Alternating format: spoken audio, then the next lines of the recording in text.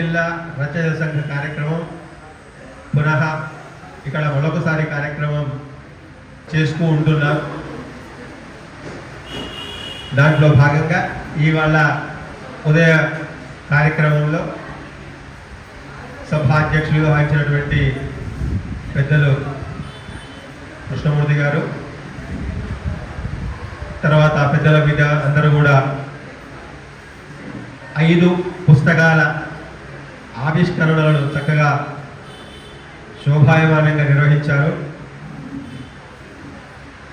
చాలా ఆనందదాయకం. ఎందుకంటే మెదక్ జిల్లా రచయితల సంఘ ఆవిర్భావము, ఉద్దేశ్యము, ప్రధాన లక్ష్యం కూడా అదే.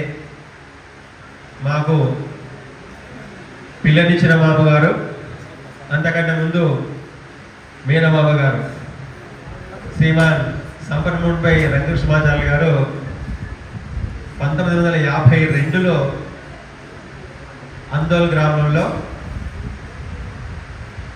నివసిస్తున్నటువంటి సందర్భంలో సాహిత్య సేవ చేయాలి అనేటువంటి ఒక దృఢ సంకల్పం ఎందుకు అంటున్నానంటే, ఇవాళ 2024 అంటే దాదాపుగా అవి 48 సంవత్సరాలు, ఇది 23 సంవత్సరాలు గడిచిపోయింది. అంటే దాదాపుగా 70 సంవత్సరాల ప్రస్థానం ఉన్నటువంటి ఒక రచయిత సంఘం మెదక్ జిల్లా రచయిత సంఘం. ఆ రోజు మేము చిన్న పిల్లలం. 72 తర్వాత ఈ కార్యక్రమాలను మెదక్ జిల్లా రచయిత సంఘంగా పేరు మారుస్తూ, అంతకంటే ముందు ఉన్నటువంటి పేరును మార్చి రిజిస్టర్ చేసి మెదక్ జిల్లా రచయిత సంఘంగా కొనసాగిస్తూ, ఆనాటి గొప్ప గొప్ప కవులంతా కూడా వేముగంటి నరసింహాచార్య గారు, గుమ్మన గారి లక్ష్మీ నరసింహ శర్మ గారు, తర్వాత సరస్వతి ఉపాసకులు అష్టకాల నరసింహ శర్మ గారు, వీళ్ళంతా కలిసి ఒక దృఢ నిశ్చయంతో తెలంగాణ ప్రాంతంలో కవులు లేరు, తెలంగాణ ప్రాంతంలో సాహిత్యం లేదు అనేటువంటి అపప్రథను తొలగించడం కోసం స్థాపించినటువంటి ప్రధానమైనటువంటి సేవా సంస్థ, సహాయ సంస్థ సాహితీ సంస్థ. అంటే కేవలం కవి సమ్మేళనానికే పరిమితం కాకుండా రచయితలను ప్రోత్సహించి, ఇంకా ముఖ్యంగా అవధాన ప్రక్రియను ప్రోత్సహించి, మా మామగారు తర్వాత ఈ అష్టకళ వారు అప్పుడప్పుడు చెప్తుండేవారు, మా కార్యక్రమాల్లో భాగంగా వర్క్షాప్స్ని ఏర్పాటు చేసి అవధాన ప్రక్రియను ప్రోత్సహించి అవధానం తయారు చేసినటువంటి లక్ష్యంతో పనిచేశాము. ఆ విధంగా మన అష్టకాల వారు కూడా దాంట్లో ఒకరు. అవధాన ప్రక్రియలో ఆ రోజు నేర్చుకున్నటువంటి వాళ్ళల్లో వీరు. అట్లా యువ కవులను, రచయితలను ప్రోత్సహించి వారి చేత కవితలను రాయించి, పద్యాలను రాయించడమే కాదు, వాటిని పుస్తకాలుగా ప్రచురించి దాదాపుగా 138 పుస్తకాలను మా మామగారు జీవించి ఉన్న కాలంలోనే వారు శతాధిక గ్రంథకర్త, ప్లస్ రచయితలను ప్రోత్సహించి, కవులను ప్రోత్సహించి, వాళ్ళ చేత రాయించి,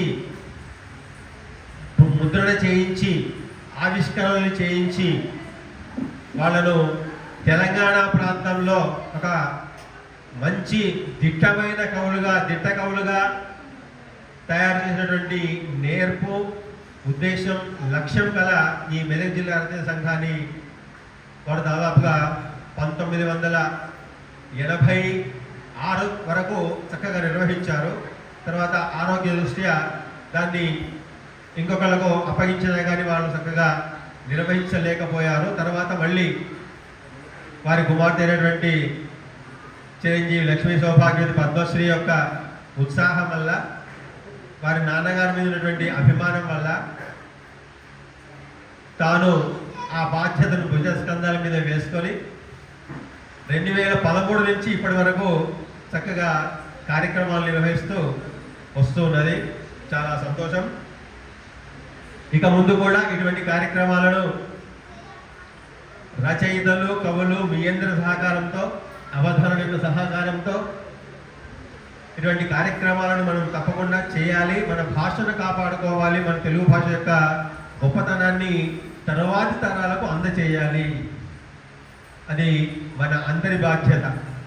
సాహితీ పోషకుల యొక్క బాధ్యత అందరిది. కాబట్టి ఆ విధంగా అందరూ కూడా సహకారం అందిస్తారని, తమలో ఉన్నటువంటి ఏవైతే భావాలు ఉన్నాయో ఆ భావ పరంపరను పద్యాల రూపంలో, ముఖ్యంగా సరే ఏ వచనమైనా పద్యమైనా ఇంకా ఏ ప్రక్రియ అయినా కానీ మొట్టమొదలు మనం అనుకున్నటువంటిది లేదా మనకు తెలిసినటువంటి విజ్ఞానాన్ని ఇతరులకు అందించేటువంటి ప్రయత్నం చేయాలి. తర్వాత తరాలను ప్రోత్సహించే ప్రయత్నం చేయాలి. కాబట్టి ఆ కార్యక్రమంలో భాగంగా మనమంతా ముందుకు సాగుదామని తెలియజేస్తూ మిగతా కార్యక్రమాన్ని కొనసాగించాల్సిందిగా ప్రధాన కార్యదర్శి శ్రీ సూర్యనారాయణ శర్మ గారిని కోరుతున్నాను.